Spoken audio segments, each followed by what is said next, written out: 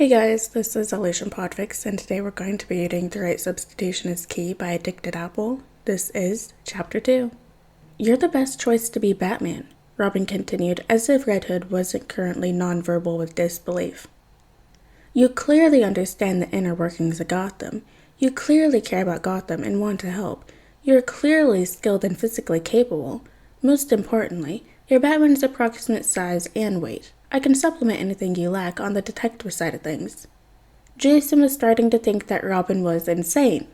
There was no other explanation for this. The kid actually was unhinged. Unless, had the kid figured out who the Red Hood was? Did he know that the Red Hood used to be Robin? Jason had heard the new Robin was smart, but Jason hadn't left nearly enough clues for someone to figure this out yet. In fact, he hadn't left any clues yet. He'd been so careful to make sure Batman wouldn't be able to figure it out until the right moment. I'm a murderer, Jason managed to spit out in protest. I kill people. That's fine, Robin said flippantly. You can still kill people as Red Hood. Just don't kill anyone as Batman. Batman can't kill people. What the fuck? Does Alfred know you're doing this? Of course Robin cut himself off. How do you know about Alfred? I know about all of you, Timmy, Jason said. For the first time since Robin had showed up, the kid looked genuinely freaked out. So there went the theory that Robin had figured out the Red Hood's identity. The kid had no idea. His replacement was actually genuinely asking a crime lord to be Batman. Everything had strayed so far from Jason's original plan that he may as well be in a different universe. Robin's expression suddenly cleared, and Jason could see a realization hit him. Because you're with the League of Assassins, right? That makes sense. You use a lot of their moves when you fight. You knowing our identities actually makes things a lot easier. Easier, Jason repeated, bewildered. There was something fundamentally wrong with this kid. Or Robin was simply that desperate. Jason supposed that he would have been desperate too if Batman and Nightwing had been missing for a month while he'd been Robin. Yeah, Robin said. If you already know, it means I don't have to worry about accidentally giving away Batman's identity while you're filling in for him. I'm not going to be filling in for him, Jason spluttered. Then, oh god, the kid was pulling out the PowerPoint presentation again. This arrangement will benefit you just as much as it'll benefit us, Robin narrated as he showed Red Hood more slides. You'll gain access to our resources, including Oracle. Ever since Oracle started helping Batman, his response time and efficiency has improved by 28%. Injuries have also been down by 16% due to Oracle's ability to coordinate her allies and make sure anyone who needs backup receives it. If you help us, Oracle has agreed to look out for you and your people as well. She'll also share information with you as you need it. I'm offering my own assistance as backup or with detective work. Finally, you'll gain temporary, but supervised, access to all the equipment in the Batcave. Do we have a deal? What the fuck was happening? Jason's knee-jerk reaction was to tell the kid to fuck off, but when he opened his mouth to do just that, he found that he couldn't. Fuck. He was not finding the replacement stupid pitch kind of cute. He was not. Jason hated the replacement. Yeah, he may no longer have a reason to beat the shit out of the replacement, but he still hated him and everything he stood for. The replacement was the rich, more intelligent, properly bred upgrade of Jason Todd.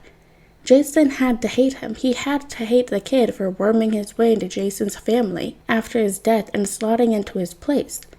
For being the better Robin and the better son, it was the principle of the thing. But shit. The unhinged little gremlin was fucking endearing, okay? Who the fuck recruited the local crime lord with a PowerPoint presentation? Who did that? Why did Jason kind of like the replacement now? Also, the kid had some pretty good points about the perks of agreeing. Oracle would make an incredibly powerful ally, and Batman had some pretty cool tech in the Batcave. Holy shit. If he agreed, Jason would be able to drive the Batmobile. He'd never been allowed to drive the Batmobile when he was Robin. No, fuck. Focus. He wasn't a kid anymore. He wasn't going to go along with the replacement's fucking bonkers plan just so he could drive the Batmobile. He was doing it for the strategic advantages. Gaining everyone's trust could only be a good thing. He'd be well positioned to carry out whatever new plan he saw fit to when Batman returned. That was why he'd go along with the kid's plan. Oh shit. He was actually going to go along with the kid's plan. Jason let his focus straight back to Robin, who was waiting patiently for Red Hood's answer. Fine, he grunted to the kid. I'll be your substitute Batman. Saying that aloud had been physically painful, and Jason already had so many regrets. Those regrets doubled when the kid's face lit up with delirious excitement. When was the last time this kid got any sleep? Cool, okay, cool, Robin breathed. I didn't think you'd actually say yes. This is great. Fucking hell, this was not great. Jason couldn't even continue patrol after Robin left. He was too thrown by the whole interaction. Instead, he went right back to one of his safe houses, fully intending to sleep off his confusion. Only, as he was sliding the window shut and shucking off his jacket, his comms went live all on their own, and Oracle's voice came through. Red Hood? Please tell me the baby bird hasn't been captured again. He sighed. It's only been like half an hour since I last saw him. Robin is fine. You sure about that? He just recruited me to fill in for Batman. I'm pretty convinced the kid's currently insane due to his sleep deprivation. You're not wrong. Even through the voice disguising technology, Babs sounded wary. Jason could only imagine how much extra work she'd been doing to cover for Batman and Nightwing's disappearance. Plus, she would have been investigating the absence on top of that. He was touched by a prickle of concern. Barbie and him may have started on the wrong foot, but they'd grown close over Jason's years as Robin. He'd always liked and respected Barbara, and none of his old revenge plans had ever been aimed at her. Is this a social call then, or what? He asked when the silence stretched a little too long. No, Hood, she said, emotion absent once more. It's not a social call. I don't agree with the way you do things. I think you're violent and dangerous. You've murdered dozens of people in the months you showed up, and your duffel bag stunt was abhorrent. Gee, thanks. He didn't want to feel hurt by her comments. His actions as Red Hood were supposed to make people fear what he might do next. Looking violent and unhinged was the entire point. He didn't want to feel hurt, so he ignored the lump in his throat. But, she continued, Robin thinks we can trust you, and I'm inclined to agree with him. Also, we're desperate. And the flattery continues. Look, she sighed. I know what you've been doing for Crime Alley. I know about your rules and the shelters you're funding, and the supervised injection sites you've created. Things in your territory are getting better, and you've been protecting Robin. You clearly care. Those are the only reasons I'm even entertaining Robin's idea. Who knows? Maybe this is going to be the beginning of a good working relationship. All the lights in Jason's apartment suddenly cut out. Jason tensed, ready for some kind of attack. Or maybe it won't, she said darkly. If you do anything to make me even suspect that you're going to hurt Robin or betray his trust, I will spend every waking moment destroying you. You've been largely left alone up until now because you haven't been a priority. Do not make yourself my priority. You will not like the consequences. Do we understand each other? Jason shivered despite himself. Babs could be so scary sometimes. Yeah, he said, keeping his tone light. I think we're on the same page. Let's turn back on. Good, she chirped. It's been a pleasure. The comm shut off. Well, shit.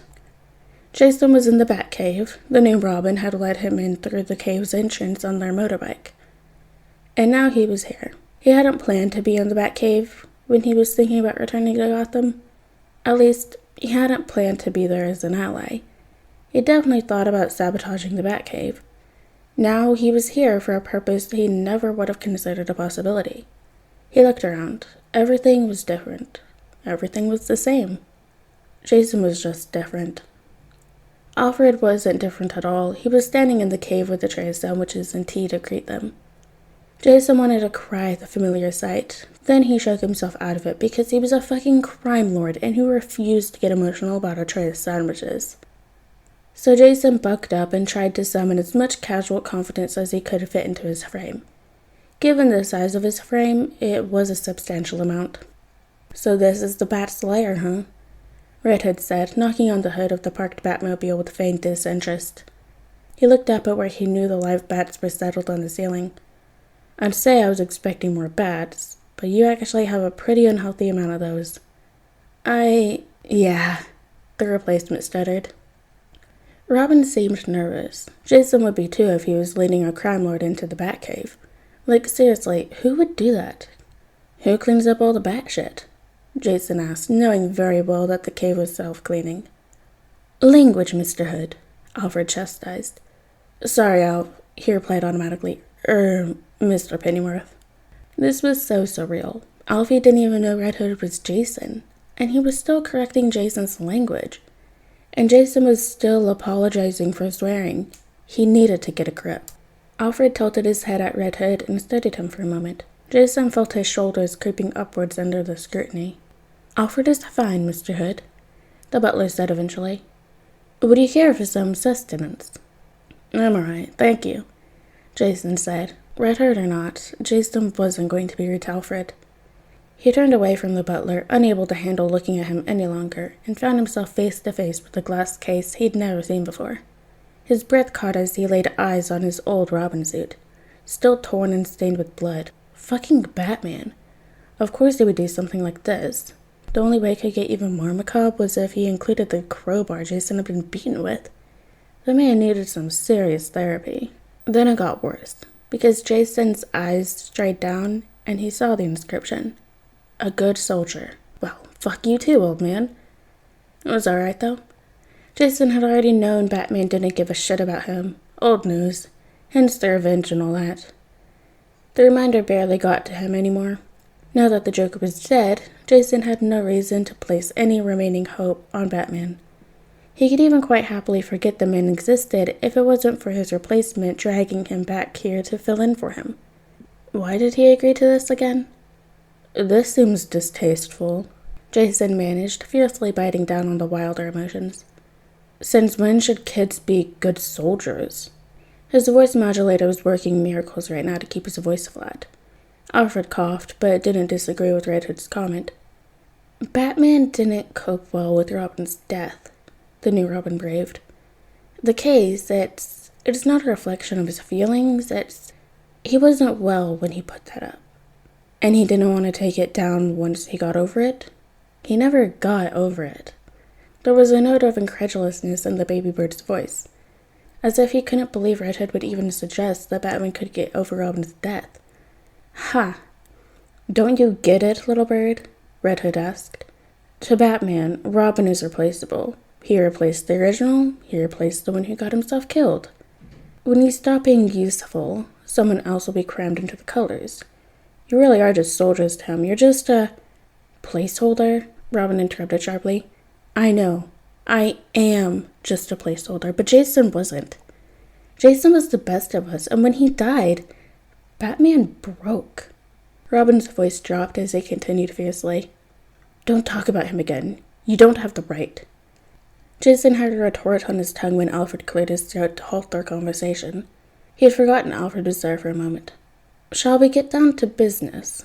Alfred said, a warning in his tone. Shit. Jason hadn't meant to let things get that far. Being in the cave was messing with his head. Yeah. Jason agreed gruffly, for lack of anything better to say. That was how Jason ended up being ushered into the changing area with his spare batsuit and the assurance that there are no cameras in there. Jason knew that Batman had never put cameras in the changing room, but he checked every corner of the room before taking off his helmet anyway. Then Jason was stripping down and putting on the batsuit. He was putting on the batsuit.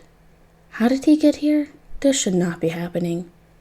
When Jason was fully in the batsuit with the cowl pulled up and standing in front of a mirror and staring, he looked like Batman. Jason looked pretty much exactly like Batman. This is fucking creepy. Jason could have gone his entire life without knowing he could convincingly pass as Batman. He should have looked like a kid in his dad's clothing, but instead he was just looking like his former father. He felt awkward and fake, so why didn't he look it? Deciding that he wasn't the only one who deserved to be creeped out by this, he exited the changing room and rejoined the others in the cave.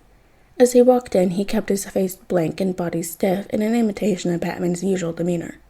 Robin, get Agent A, he greeted with his Batman voice. Every Robin had a Batman voice, primarily for mockery.